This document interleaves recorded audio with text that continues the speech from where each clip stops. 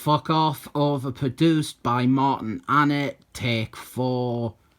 Alright, this is Captain America 275.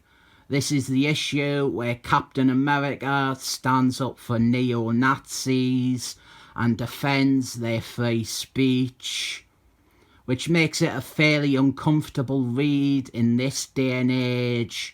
But this is a great snapshot of Captain America's character and his beliefs in people's rights and freedom of opinion.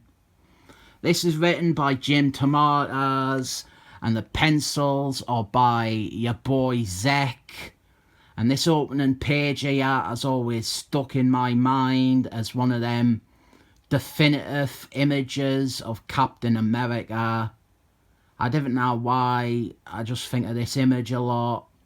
He's entering through a fake wall that leads to a secret base for s.h.i.e.l.d. He flirts around with this agent, which guns nowhere, but it is considered substantial enough that this lass, she rates including on a pin-up of Captain America's love interests that comes in issue 350. I wouldn't be too thrilled about it if I was this woman. Madam Hydra was on it as well. And we have some stuff here wrapping up or referring to a variety of recent storylines. This issue, as well as a great story called Monsters and Men. It has been collected very soon in an epic collection. I should be unboxing it when it comes out, hopefully. This stuff hasn't been collected before, so very exciting to see some classic Cap material collected. So Captain America and two Jews, they are walking down the street when they see that someone has spray painted a swastika on a synagogue. I didn't really like this scene here because it makes Captain America appear really naive and dense. He is shown to be like completely oblivious to post-war anti-Semitism. He's treated as being a bit simple-minded and like he really doesn't realise that people of Jewish faith are still subject to abuse. I think maybe the idea is that Captain America, he sees and believes in the goodness of man so much that he's kind of stopped dead in his tracks when he is confronted with stuff like this. That's how I'm reading it anyway, because if the rest of the issue didn't nail Captain America's character, this would seriously drag it down. We have an interlude with Baron Zero. One thing this run did, probably the thing it's most remembered for, it reintroduced Baron Zero as a major Captain America villain. Baron Zero, he was a huge deal in the Silver Age, but he had been dormant and dead since then. So this run fantastically reintroduces the concept and the character, and it goes on to be, in my opinion, Captain America's most interesting enemy. Then here is a whole page of Nazi rhetoric about how there wasn't a Holocaust, and it's like a bloody Nathan Van Scribbler Comic Gates a live stream. And on the other side of the coin, we have that subplot with Falcon Man. He is running for Senate. I think this was a good idea and direction for this character. It's a shame that it never really gets canon. He is met with some opposition from a reporter who remembers Falcon Man's past as a street criminal and a pimp. Remember that retcon? That Falcon Man was a pimp? That was funny as hell.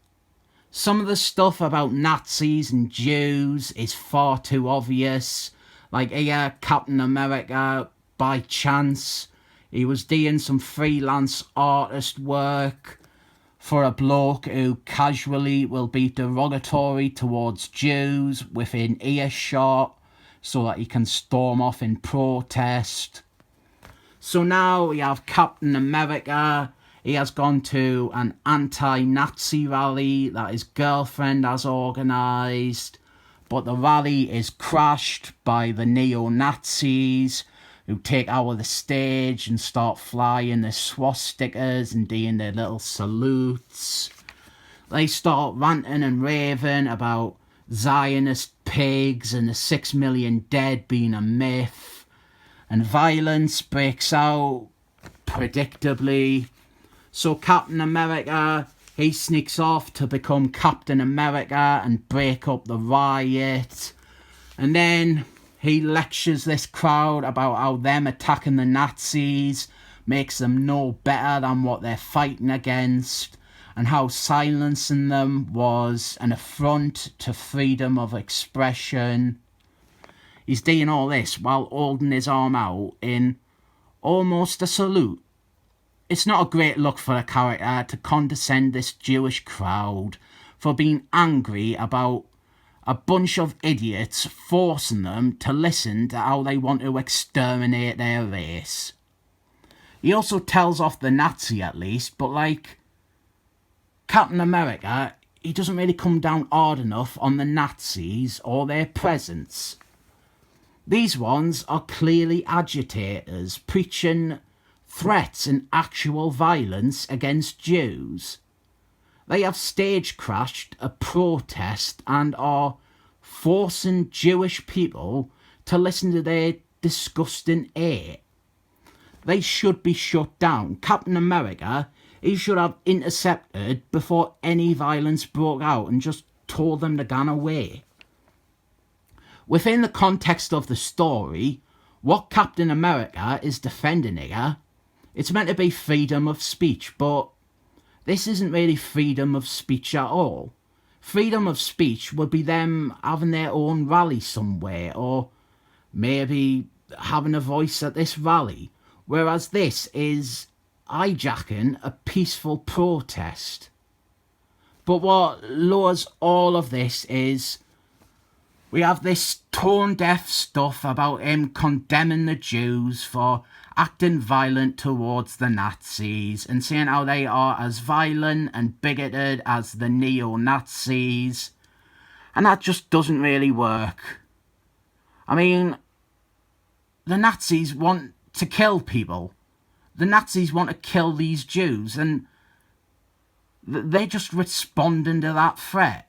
Admittedly, violently. Here's the thing, I didn't like Nazis, and while I think Captain America is kinda perfectly characterised here, I don't like this, I would prefer not to put Captain America in this position, because it's not flattering. No matter which way you cut it, if you have Captain America just beat up the Nazis for existing, then it is ignoring his belief in freedom of expression. But then if you do it kinda correctly, like this, you have Captain America feel like he isn't doing enough to stop a bunch of evil people. Personally, I think that these Nazis do deserve to be punched. These ones are horrors. But I didn't think Captain America is the one who should ever punch them. So my take is, didn't put Captain America in situations like this. I swear to you that in my immensely popular Captain America run, which just sold 400 billion copies, there will never be a story about Captain America's opinion on abortion.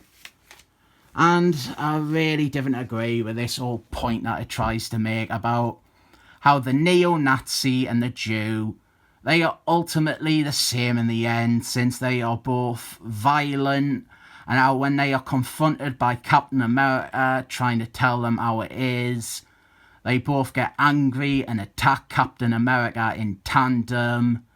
And the idea is that they are both angry men. and it's just not a worthwhile comparison.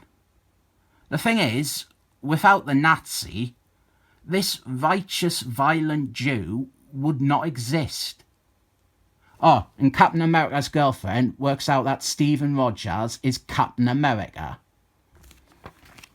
I am in two minds about this issue. I was thinking about it for 10 minutes before doing this review, and I came to the conclusion that I think the problem here is that Jim DeMatteis, he is approaching everything here from his own stance as a pacifist. And while that can work alongside Captain America's character quite well, it also ends up, at times, presenting what appears as a lack of sympathy from him, especially towards the persecuted. Also, little bit of damage up there. There's a sticker on it that someone, not me, tried to remove and did so badly. I'm not that bothered by it, just thought I would acknowledge it in case you were dead annoyed that I wasn't bringing attention to it. This is a good issue, sort of, but it has a lot of problems.